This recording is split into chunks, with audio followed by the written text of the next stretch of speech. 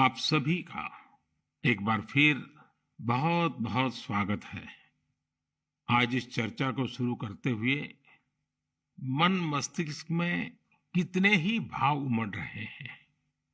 हमारा और आपका मन की बात का ये साथ अपने 99 पायदान पर आ पहुंचा है।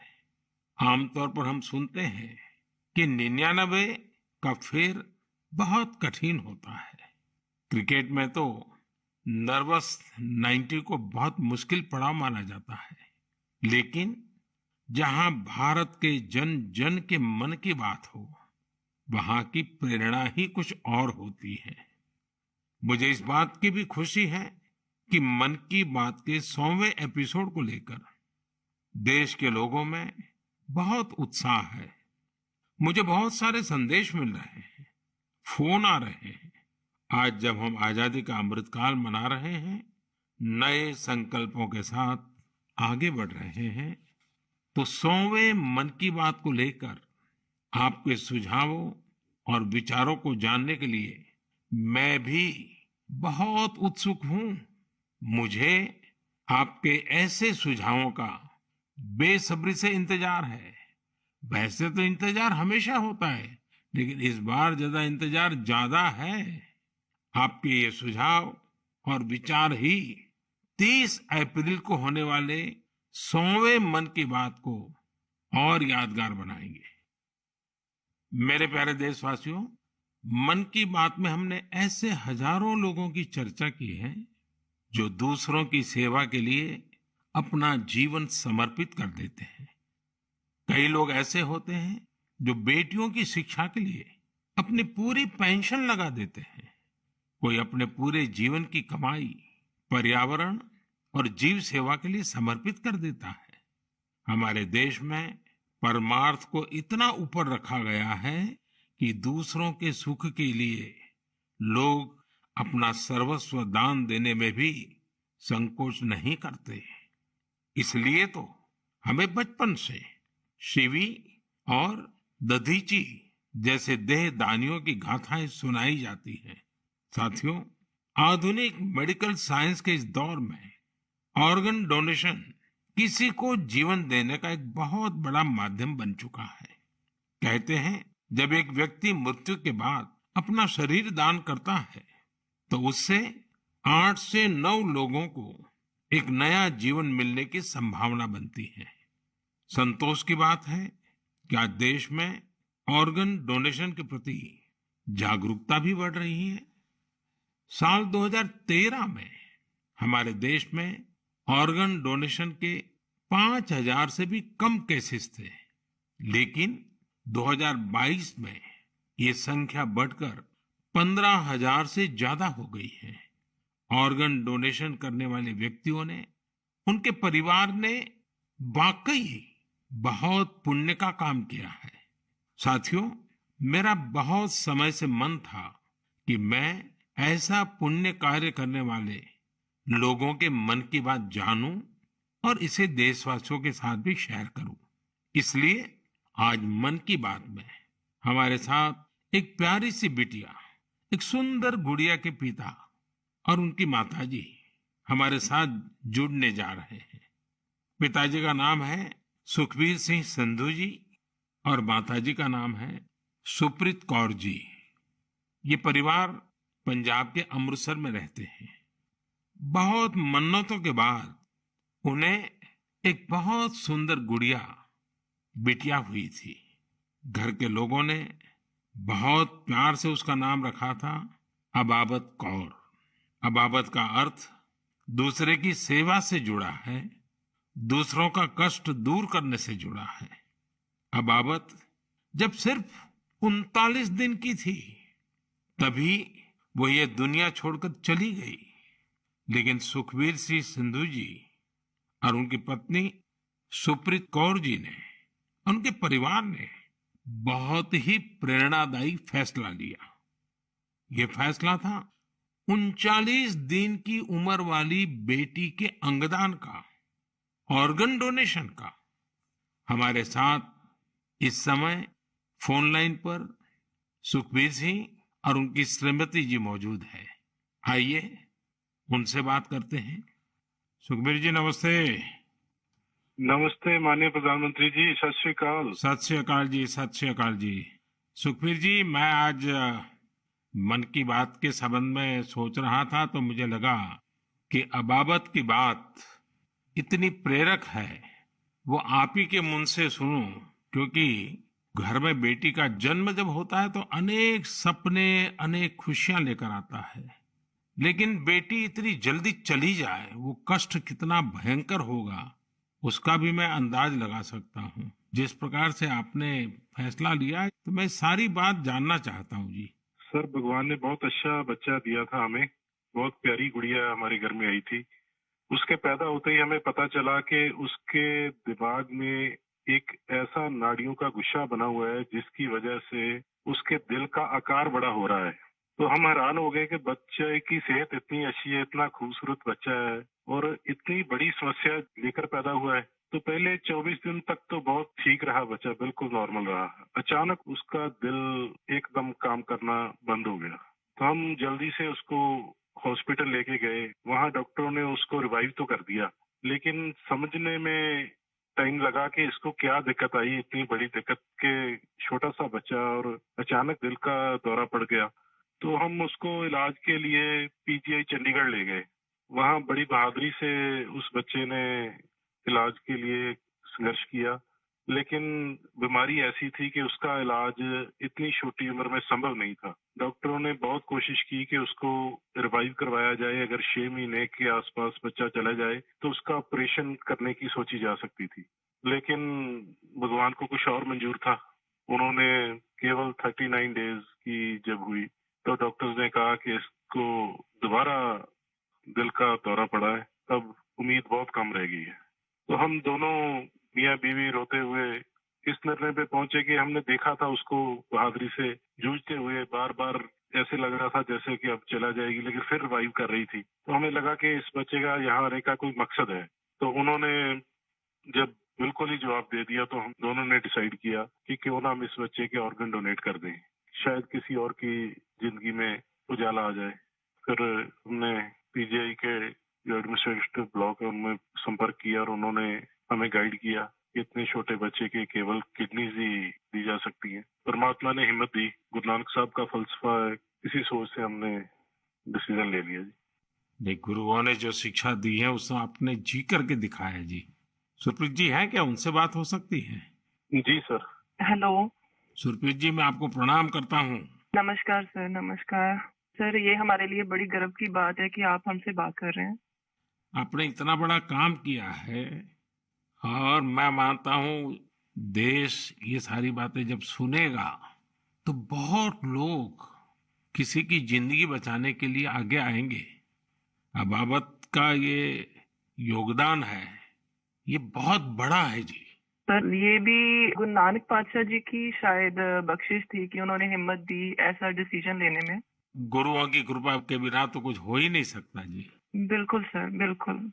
सुखबीर जी, जब आप अस्पताल में होंगे और ये हिला देने वाला समाचार जब डॉक्टर ने आपको दिया, उसके बाद भी आपने स्वस्थ मन से, आपने और आपकी श्रीमती जी ने इतना बड़ा निर्णय किया। गुरुओं की सीख तो है ही है, लेकिन आपके मन में इतना बड़ा उदार विचार, और सचमुच में अबाबत का जो अर्थ सामान्य भाषा में कहे तो मददगार होता है, ये काम कर दिया। ये उस पल को मैं सुनना चाहता हूँ जी। सर, एक्चुअली हमारे एक फैमिली फ्रेंड है प्रिया जी, उन्होंने अपने ऑर्गन डोनेट किए थे। उनसे भी हमें प्रेरणा मिली। तो उस समय तो हमें लगा कि शरीर जो है पंच तत्व में विलीन हो जाएगा। जो कोई बिछड़ जाता है, चला जाता है, तो उसका शरीर को जला दिया जाता है या दबा दिया जाता है। लेकिन अगर उसके ऑर्गन किसी के काम आ जाए तो ये भले का ही काम है। और उस समय हमें और गर्व महसूस हुआ जब डॉक्टर्स ने ये बताया हमें कि आपकी बेटी इंडिया की यंगेस्ट डोनर बनी है जिसके ऑर्गन सक्सेसफुली ट्रांसप्लांट हुए। तो हमारा सर गर्व से ऊंचा हो गया कि जो नाम हम अपने पेरेंट्स का इस उम्र तक नहीं कर पाए, एक छोटा सा बच्चा आके इतने दिनों में हमारा नाम ऊंचा कर गया। और इससे और बड़ी बात है कि आज आपसे बात हो रही है इस विषय पे, हम प्राउड फील कर रहे हैं। सुखबीर जी, आज आपकी बेटी का सिर्फ एक अंग जीवित है ऐसा नहीं है। आपकी बेटी मानवता की अमर गाथा की अमर यात्री बन गई है। अपने शरीर के अंश के जरिए वो आज भी उपस्थित है। इस नेक कार्य के लिए मैं आपकी, आपकी श्रीमती जी की, आपके परिवार की सराहना करता हूं। Thank you sir. साथियों, ऑर्गन डोनेशन के लिए सबसे बड़ा जज्बा यही होता है कि जाते जाते भी किसी का भला हो जाए, किसी का जीवन बच जाए। जो लोग ऑर्गन डोनेशन का इंतजार करते हैं वो जानते हैं कि इंतजार का एक एक पल गुजरना कितना मुश्किल होता है। और ऐसे में जब कोई अंगदान या देहदान करने वाला मिल जाता है तो उसमें ईश्वर का स्वरूप ही नजर आता है। झारखंड की रहने वाली स्नेहलता चौधरी जी भी ऐसी ही थी, जिन्होंने ईश्वर बनकर दूसरों को जिंदगी दी। 63 वर्ष की स्नेहलता चौधरी जी अपना हार्ट, किडनी और लीवर दान करके गई। आज मन की बात में उनके बेटे भाई अभिजीत चौधरी जी हमारे साथ हैं। आइए उनसे सुनते हैं। अभिजीत जी नमस्कार। प्रणाम सर।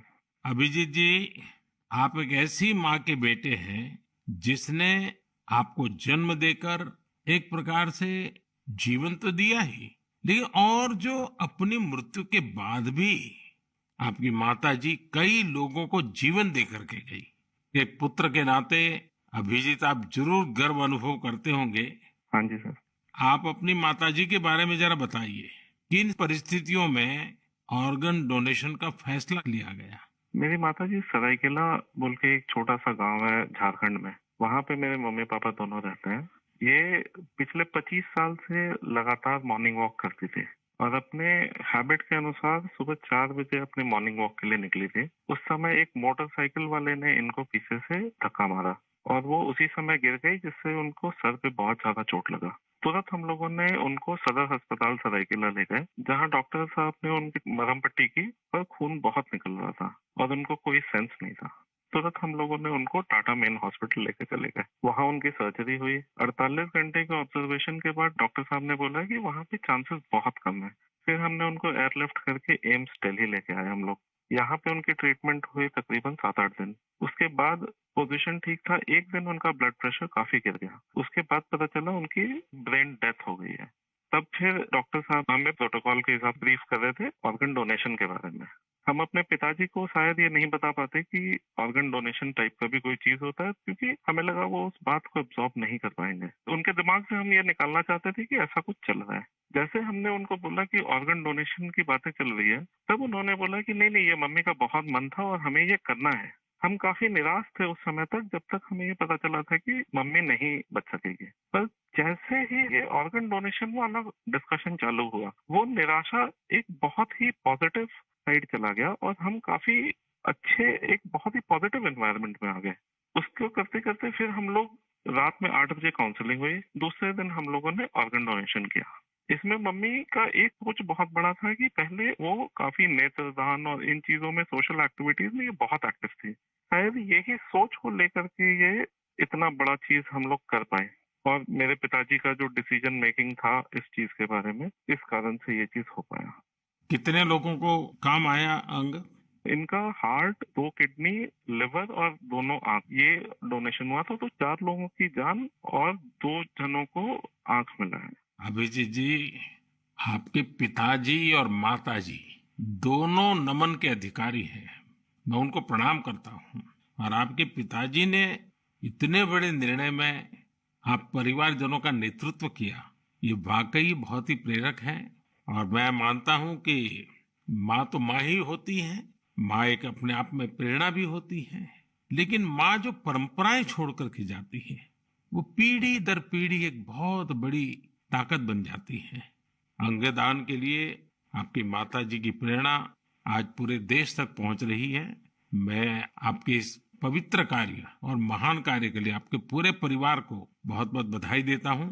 अभिजीत जी धन्यवाद जी, और आपके पिताजी को हमारे प्रणाम जरूर कह देना। जरूर जरूर, थैंक यू।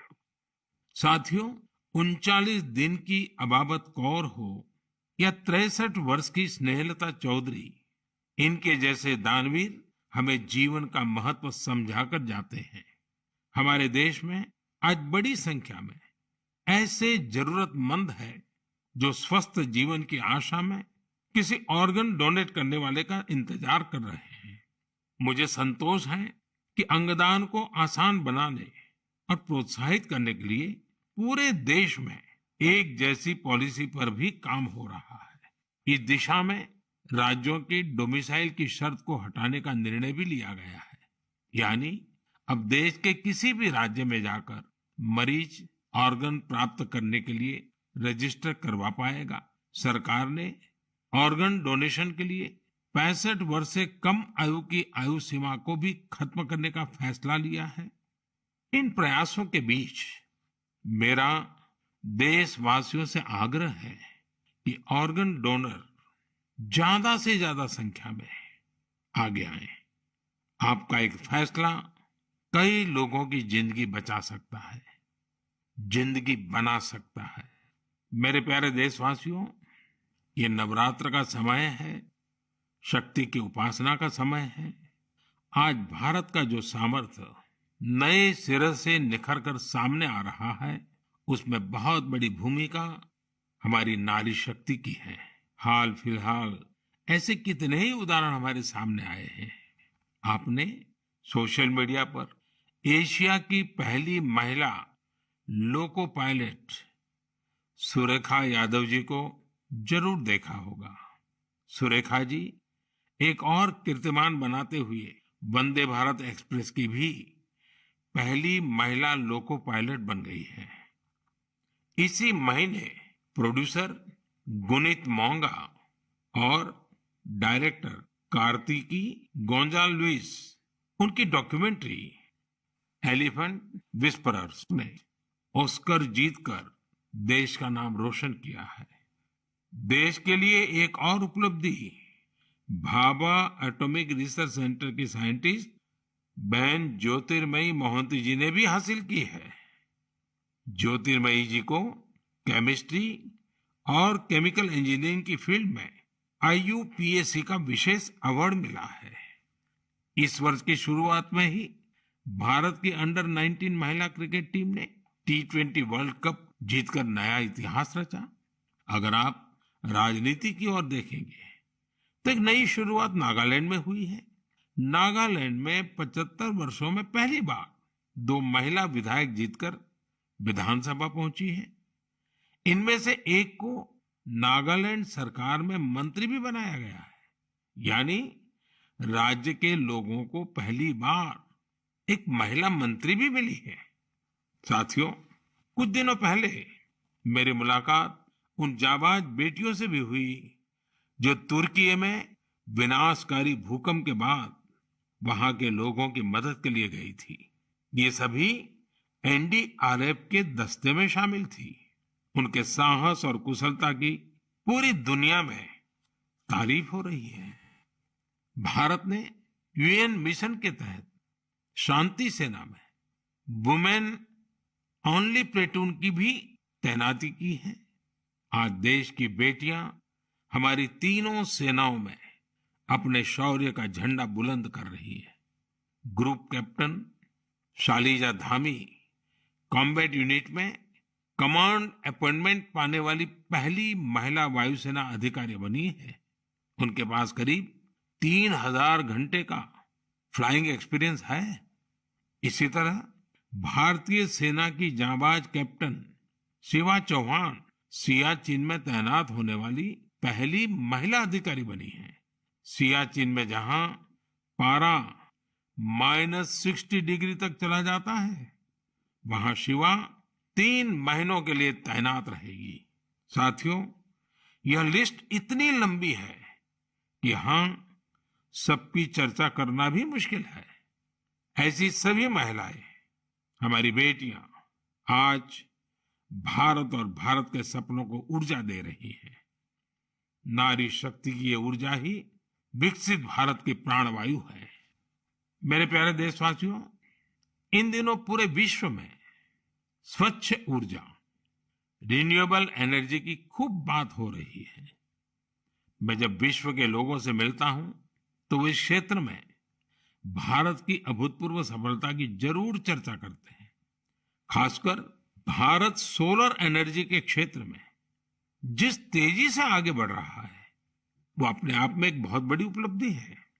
भारत के लोग तो सदियों से सूर्य से विशेष रूप से नाता रखते हैं।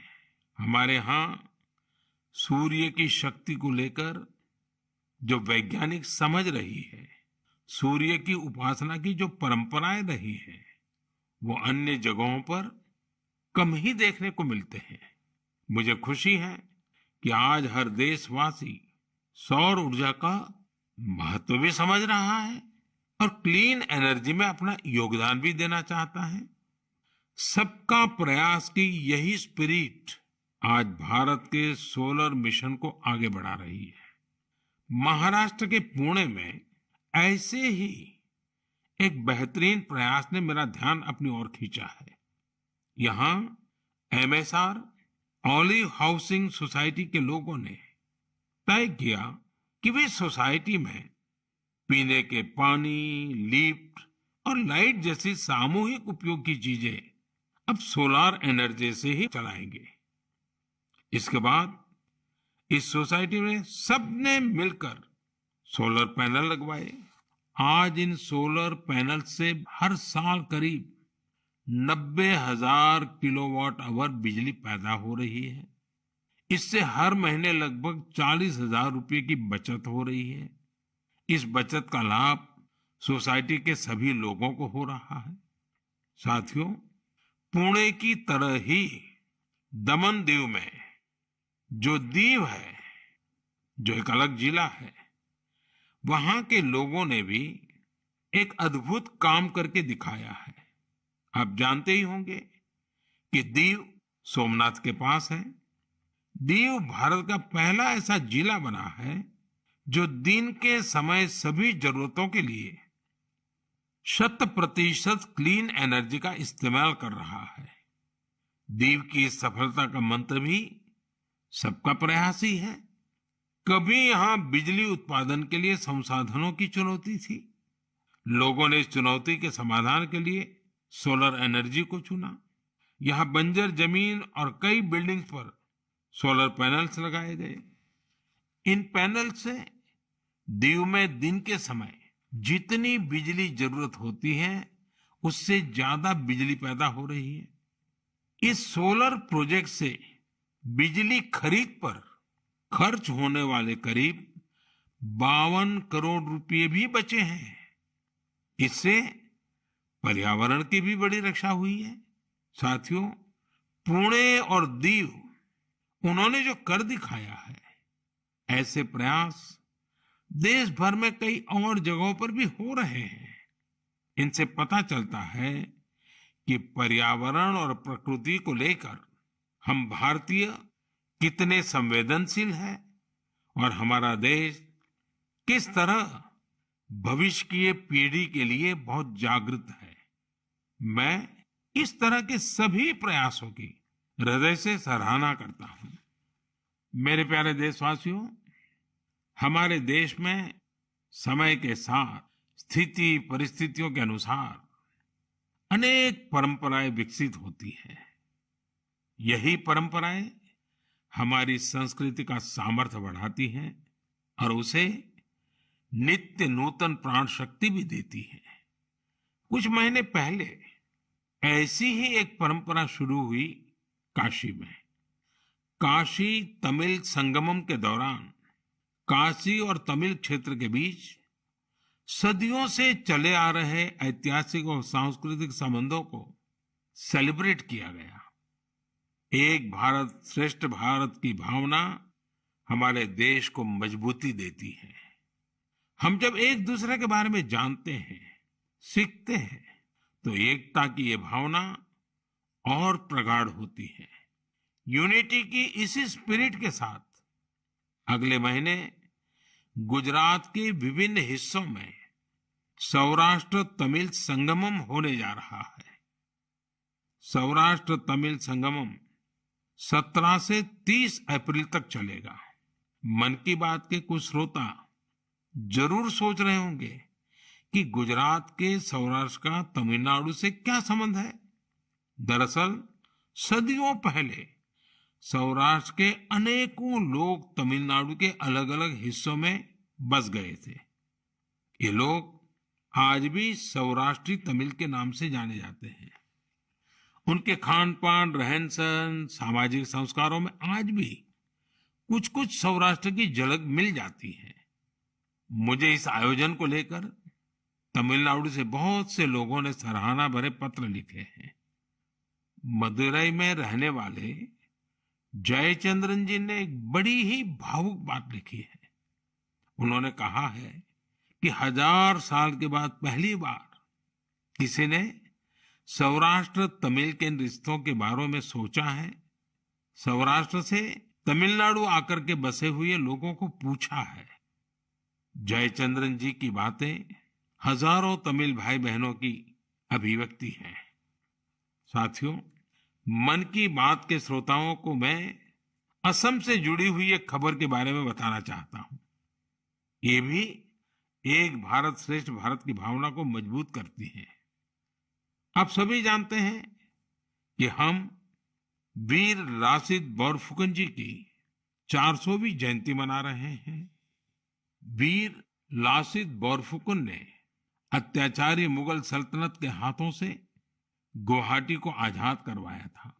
आज देश इस महान योद्धा के अदम्य साहस से परिचित हो रहा है। कुछ दिन पहले लासित बोरफुकन के जीवन पर आधारित निबंध लेखन का एक अभियान चलाया गया था। आपको यह जानकर आश्चर्य होगा कि इसके लिए करीब 45 लाख लोगों ने निबंध भेजे। आपको ये जानकर भी खुशी होगी कि अब यह एक गिनीज रिकॉर्ड बन चुका है।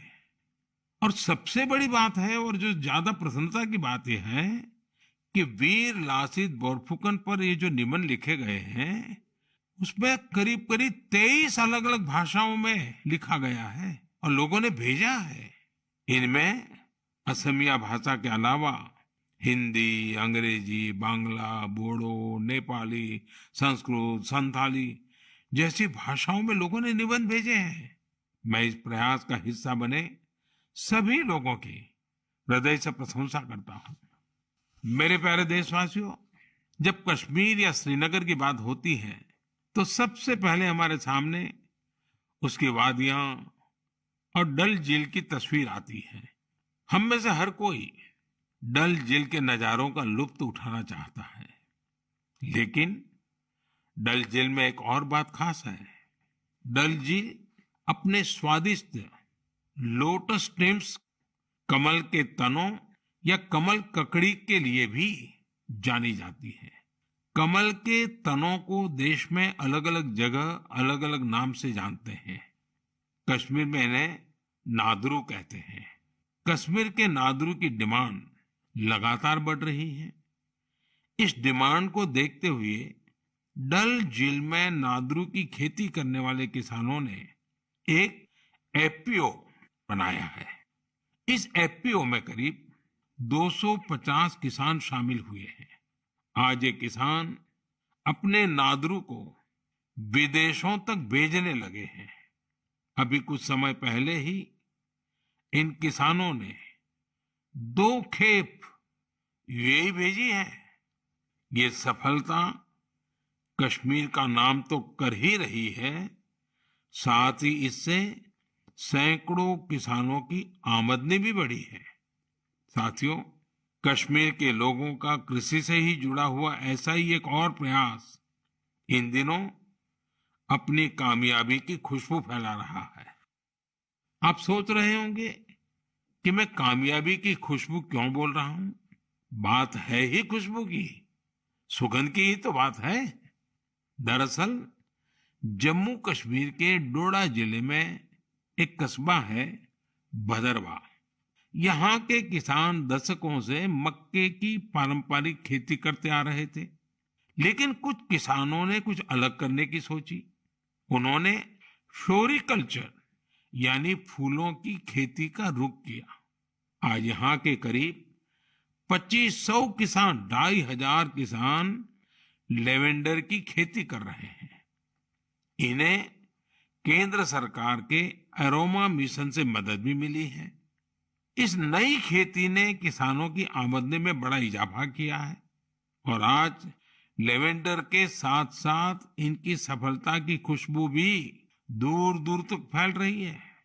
साथियों, जब कश्मीर की बात हो, कमल की बात हो, फूल की बात हो, सुगंध की बात हो, तो कमल के फूल पर विराजमान रहने वाली मां शारदा का स्मरण आना बहुत स्वाभाविक है।